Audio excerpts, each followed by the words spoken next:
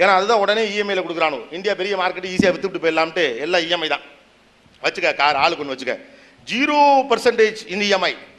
₹1 கொடுத்தா நீங்கள் கார் வாங்கிட்டு போகலாங்கிற லெவலுக்கு இப்போ காரை இங்கே வித்துக்கிட்டு இருக்காங்க. எதிர்காலத்திலே தனிநபர்களுக்கு கார்களே தேவைப்படாது. கார்கள் ரோடுகளில் அலைந்து கொண்டிருக்கும். நீங்கள் கேட்டிங்கன்னா அது வரும், உங்களை கொண்டு விட்டுட்டு அது போயிட்டே இருக்கும். அதுக்கு பார்க்கிங் ஸ்பேஸே கிடையாது. அப்போ இந்த அளவுக்கு இன்ஃப்ராஸ்ட்ரக்சரே அதிகமானதாக இருக்கும். இன்ஃப்ராஸ்ட்ரக்சரே நடக்காதுங்கிறான். இதுக்கு மேலே இன்ஃப்ராஸ்ட்ரக்சரே தேவையில்லைங்கிறான். அப்படி ஒரு ப்ரெடிக்ஷன் போயிட்டு இருக்கு. ஆள் இல்லாத கார்கள் இயங்குகிறது, ஆள் இல்லாத கம்ப்யூட்டர்கள் இயங்குகிறது. Machine learning is the era now, right?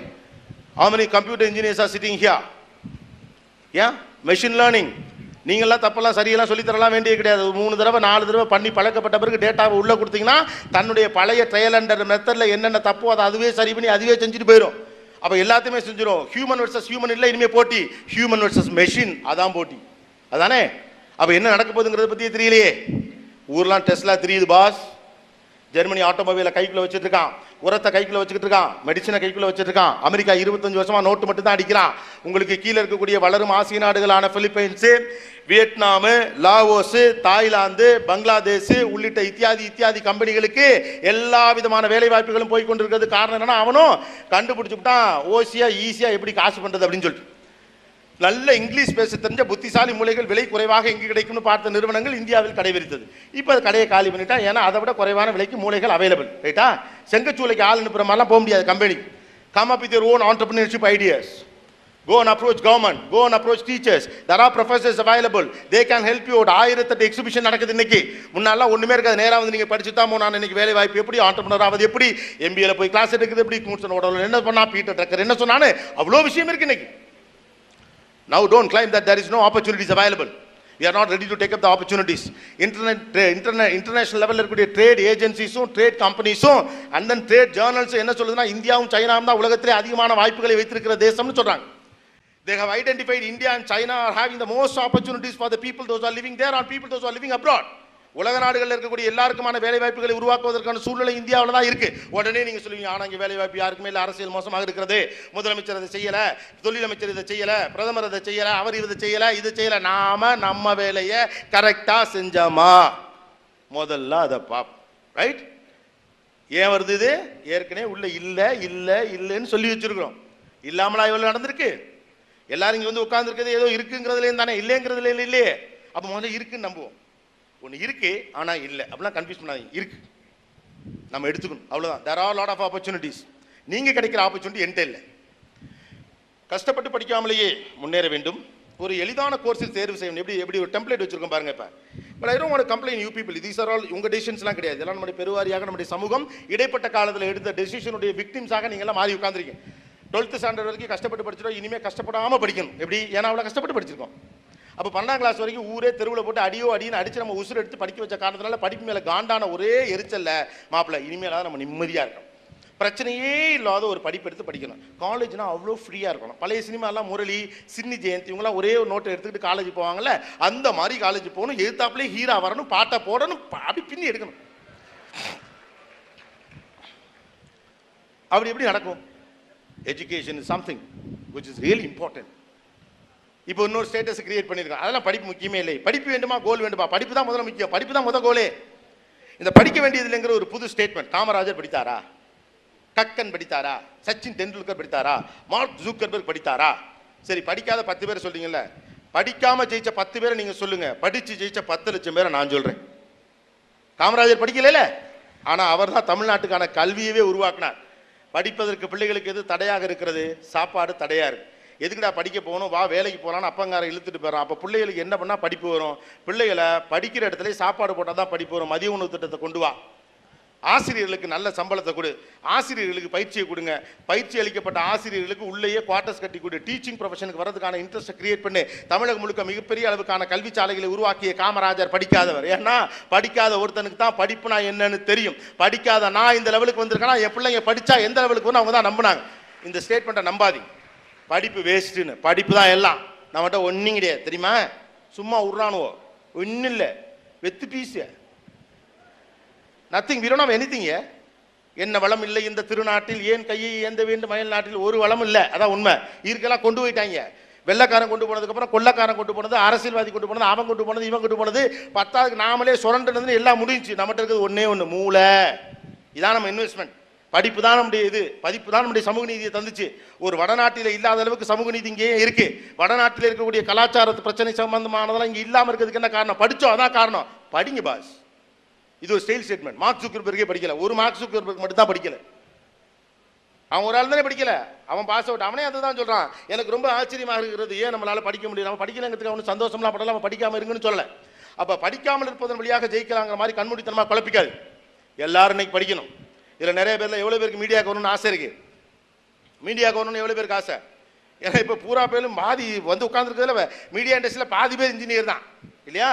நிறைய பேர் இன்ஜினியரிங் படிக்க வந்ததுக்கு முன்னால மீடியாவுக்கு தான் படிக்கணும்னு ஆசைப்பட்டிருப்பீங்க. எவ்வளவு பேருக்கு மீடியாவுன்னு ஆசை இருக்கு?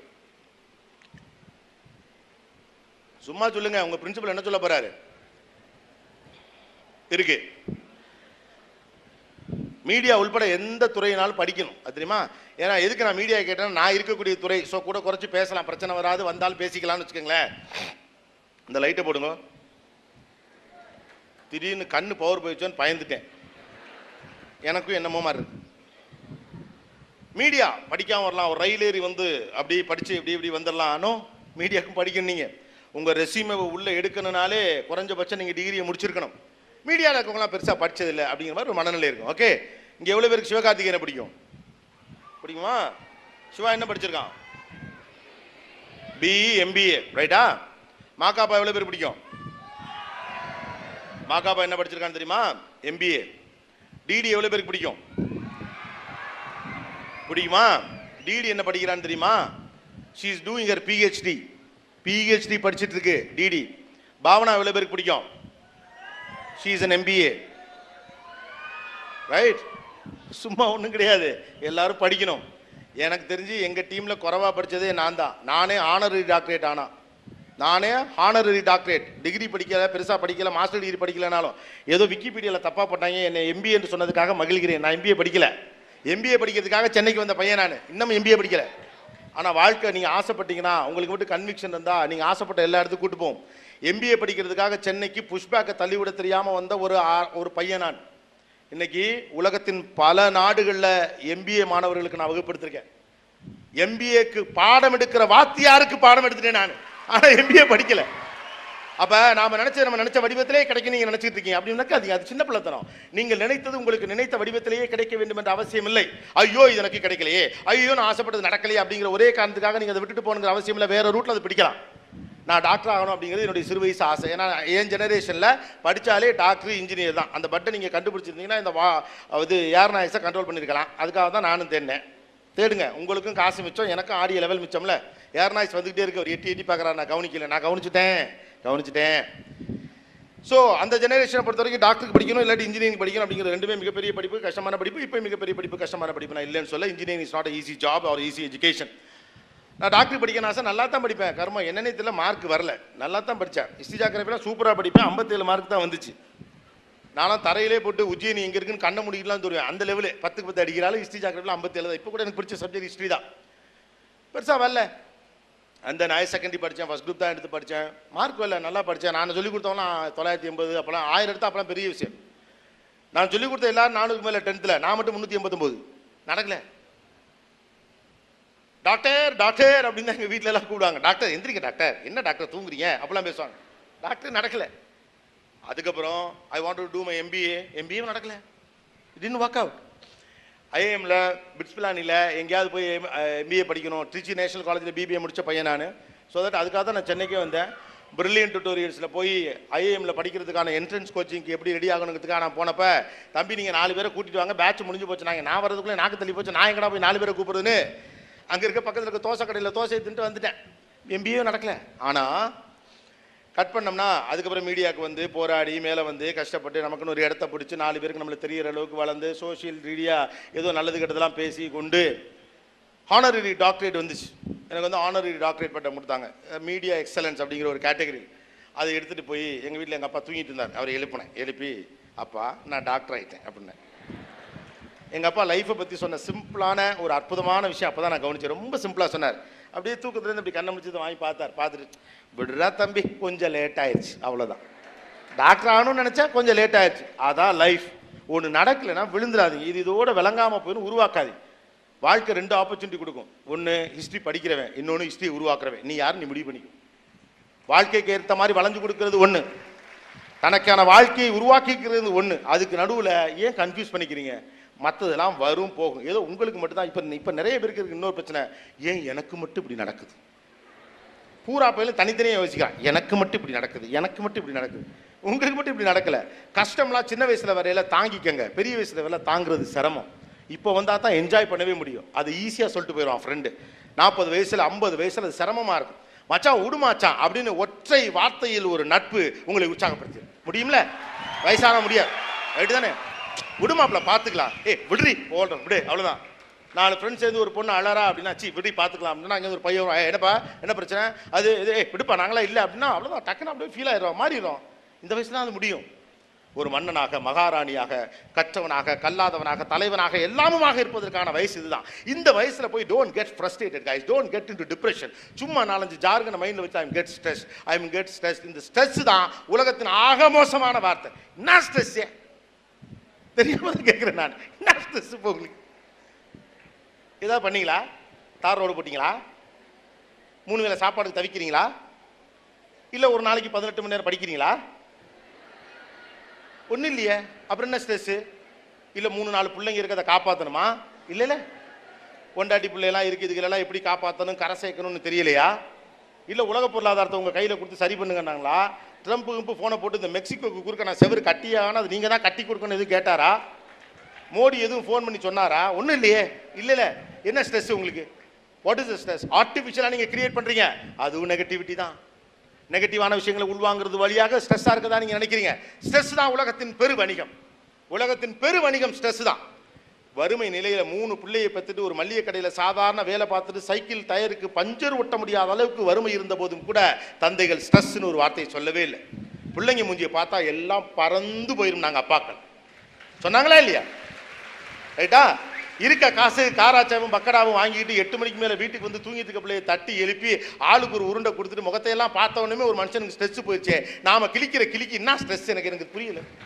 It is an artificial stress guys, please understand. உங்களை பலகீனமானவர்களாக மாற்றுவது தான் இந்த சமூகத்தின் அரசியல். நீங்க அதை தான் புரிஞ்சுக்கணும்னு நான் சொல்றேன். ஸ்ட்ரெஸ் தான் பெரிய வணிகம். அப்பதான் உங்கள்ட்ட வியாபாரம் பண்ணலாம். உங்களுக்கு ஸ்ட்ரெஸ்ஸா இருக்கா? இந்த மாதிரி ஒரு தலையணையை வாங்கி கொண்டு தூங்குங்கள். யாரும் இல்லாத தனியான மலையில் போய் அமைதியா இருங்கள். இன்னத்துக்கு தனியா போய் அமைதியா இருங்க, கூட்டத்தோடு சந்தோஷமா இருங்கள். மனுஷனை பிரிக்க கூடாது, சேர்க்கணும். மனிதர்கள் இல்லாத சமூகத்தில் போய் நீங்க இருக்கப்ப தான் தெரியும். அமெரிக்கா மாதிரி நாடுகளில் ஒரு கொஞ்சம் தனிமைப்படுத்தப்பட்ட பகுதிகள்லாம் நிறைய இருக்குது. அமெரிக்காவில், கனடாலலாம் இருக்கு.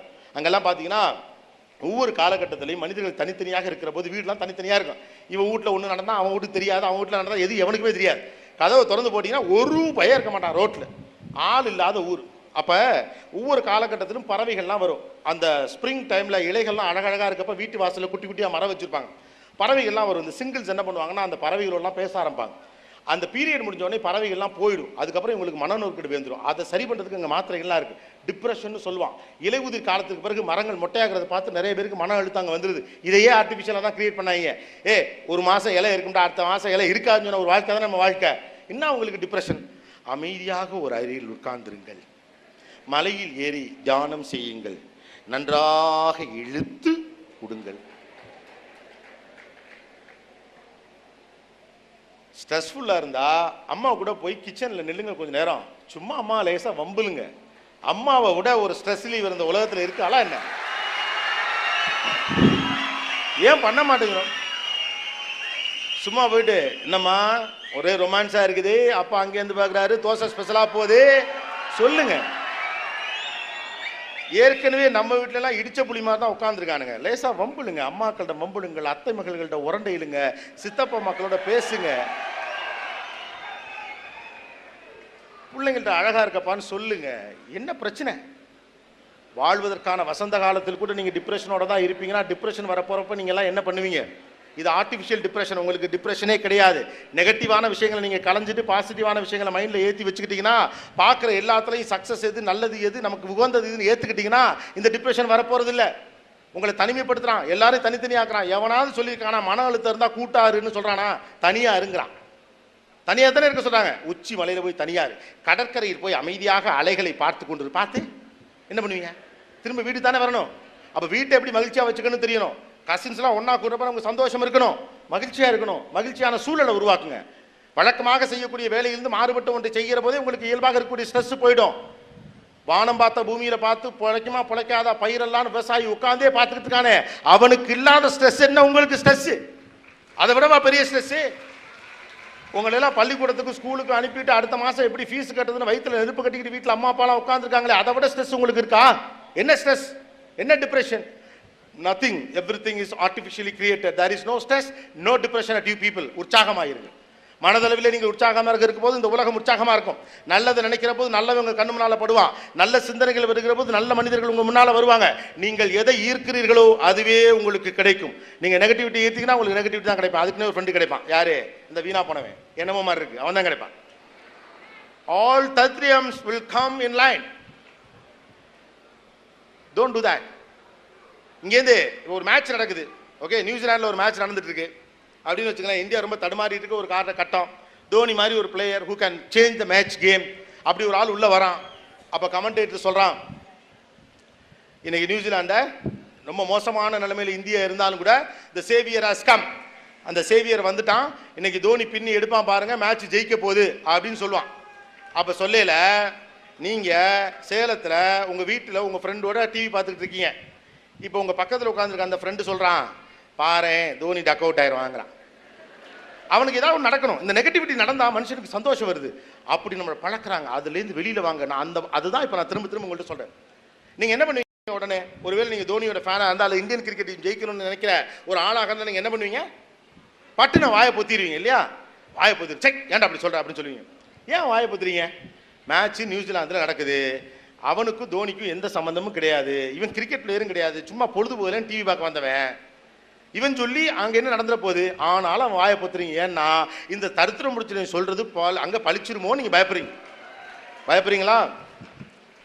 சம்பந்தம் இல்லாத தோனியவே இவன் சொல்ற வார்த்தை பாதிக்க வாய்ப்பு இருக்குன்னா கூடையே கூட்டிக்கிட்டு சுத்திரியே செவ்வாழை நீ என்ன ஆவ அவன் கூட இருந்தா. What will happen to you people when you live with negative people always? என்ன நடக்கும்? ரெண்டு பேர் சேர்ந்து நெகட்டிவா பேசிட்டு இருப்போம். அந்த காலத்தில் எங்கள் தாத்தாட்ட 6 கார் இருந்துச்சா மாப்பிள்ள, 100 ஏக்கர் வச்சிருந்தாங்க. நம்ம வீட்டில் எல்லா தாத்தாவும் பணக்காரன் எப்படின்னு எனக்கு தெரியல. எவன் குடும்பத்தை கேளுங்க, அவன் ஒரு கதை சொல்லுவாங்க. அந்த காலத்தில் எங்கள் தாத்தா ரொம்ப பணக்காரா இருந்தாராம். இது நமக்கு ஒரு வாழ்க்கை சொல்லுது. நீங்கள்லாம் இப்போ கொஞ்சம் ஏழ்மையிலேயோ பொருளாதார வசதி இல்லாமலோ இருக்கிற போது நம்ம என்ன நினச்சிக்கிறோம், லைஃப் இப்படியே தான் இருக்கும் நீங்கள் நினைக்கிறீங்க. கிடையாது. 3 தலைமுறையா பணக்காரனா இருந்தவனும் கிடையாது, 3 தலைமுறையா ஏழையா இருந்தவனும் கிடையாது.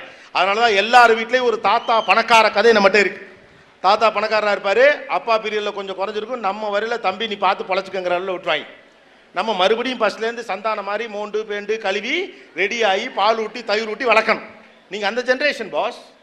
Don't complain me that you don't have an opportunity. There are a lot of opportunities. Go and grab it. If you have the conviction and interest to buy some idea, go and do it. Idea is the key. நீங்களாக எங்கேயும் போய் approach பண்ணாம எதையுமே செய்யாம இந்த உலகத்தில் இதெல்லாம் நடக்காது. நீங்களாக ஒரு அவநம்பிக்கை மீது உங்கள் வாழ்க்கை எதிர்காலத்தை கட்டமைக்காதீர்கள். ஒரு தொழில் செய்யணும் போய் பேங்க்ல கேட்டு பாருங்க, கேட்டு பார்த்து முடிவு பண்ணுங்க. அங்கேயே உங்க சித்தப்பா ஒருத்தர் பேங்க்ல உட்காந்துருப்பார். உங்களை மாதிரி பிள்ளைங்க நல்லா நினைக்கக்கூடிய 10ல் 4 பேர் இல்லாமலா இருக்கா அந்த உலகத்துல. நம்ம வீட்டில் நல்லவர் இருக்க மாதிரி வெளியிலே நல்லவர் இருக்கான்னு நம்புங்க. உங்களுக்காக ஒரு ஆசிரியர் உதவுவார், சொந்தக்காரன் உதவுவான், பழகின உதவுவான், தாய்மா வந்து நிப்பா, கூட இருக்க காதலி காப்பாத்துவா, ஹெல்ப் பண்ணுவா. ஃப்ரெண்ட்ஸ் எல்லாம் செய்யுங்க. இந்த உலகம் அற்புதமானது. நீங்களே எப்படி இருக்கீங்க?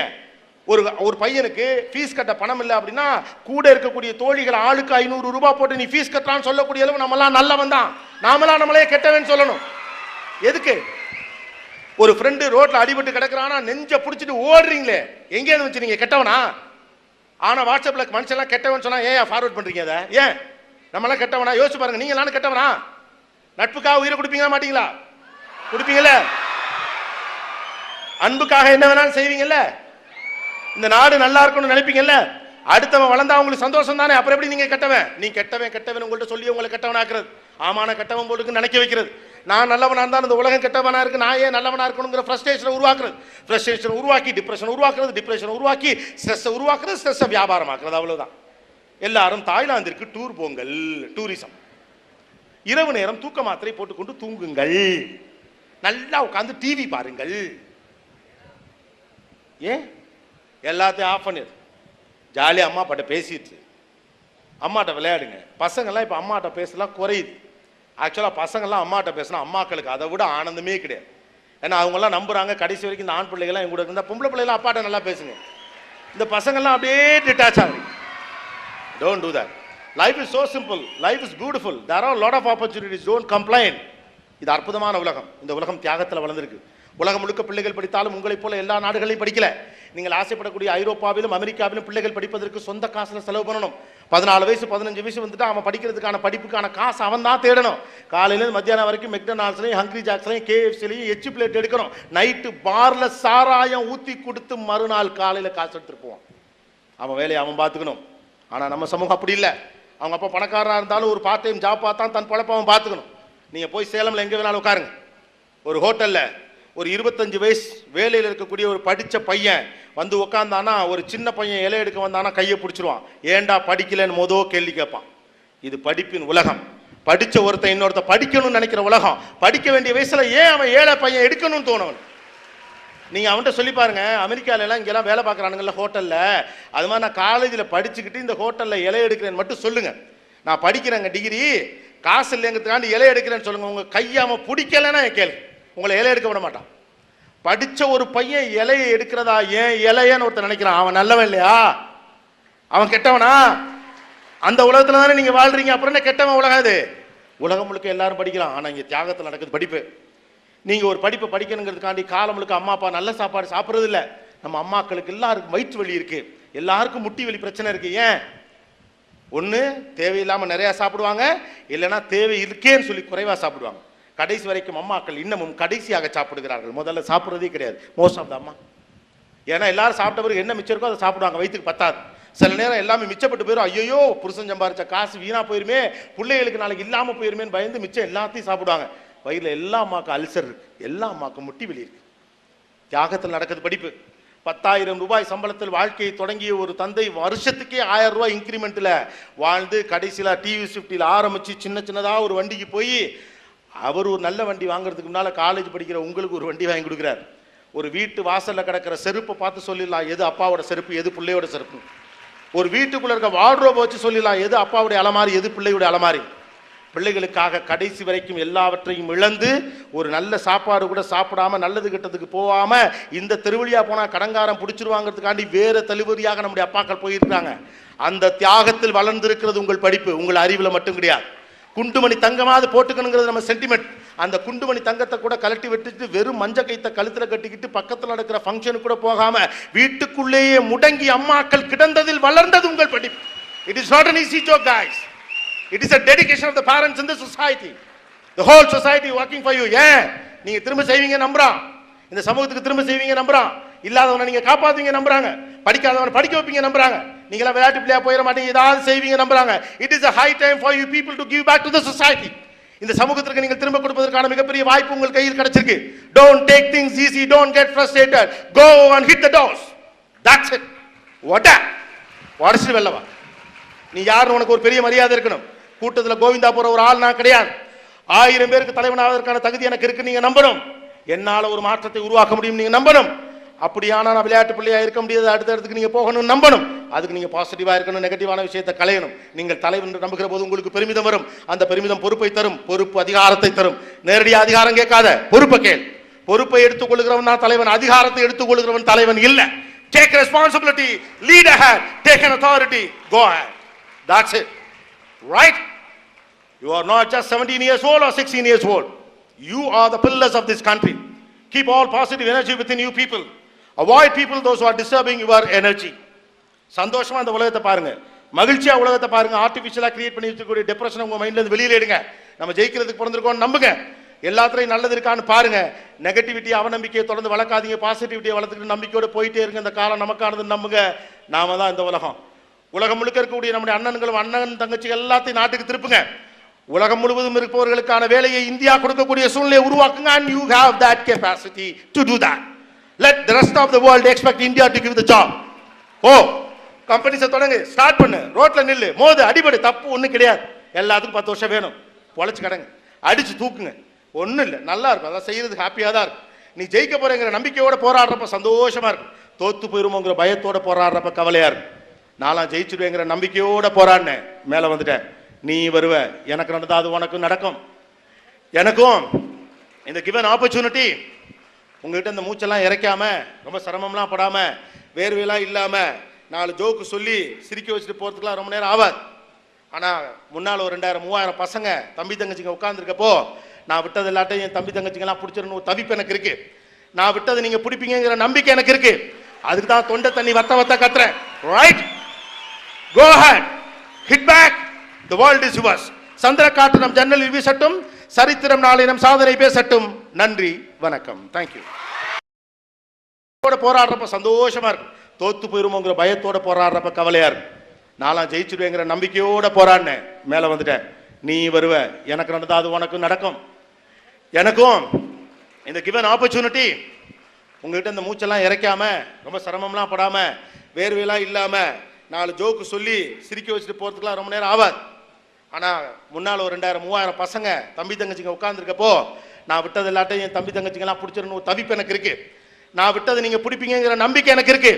அதுக்கு தான் தொண்டை தண்ணி வத்த வத்த கத்துறேன். Right, go ahead, hit back, the world is yours. சந்திரகாற்று நம் ஜன்னலில் வீசட்டும், சரித்திரம் நாளை நம் சாதனை பேசட்டும். நன்றி, வணக்கம், தேங்க்யூ.